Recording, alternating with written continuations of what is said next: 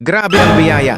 Hindi napigilan ng netizens ang maantig matapos tulungan ni Ivana Alawi si Kuya Jesus mula sa pagiging viral sa isang social experiment hanggang sa tuluyang mabigyan ng bagong buhay.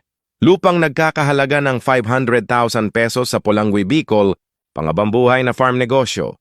Titulo nakapangalan mismo kay Kuya Jesus para siguradong sa kanya lang, buong pamilya muling nagkasama matapos ang ilang taong paghahanap.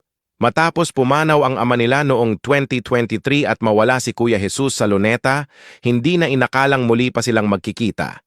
Pero dahil sa malasakit ni Ivana, nakauwi na si Kuya Jesus sa piling ng kanyang ina at mga kapatid sa Bicol. Hindi lang ito isang tulong, panghabambuhay na suporta ang pangako ni Ivana para masigurong hindi na babalik sa buhay kalsada si Kuya Jesus. Minsan sapat na ang isang pusong handang tumulong para tuluyang magbago ang kapalaran ng kapwa. Saludo, Ivana Alawi! Natouch ka rin ba sa kwentong to? I-like, i-share at i-follow para mas marami pang kwentong nagbibigay pag-asa?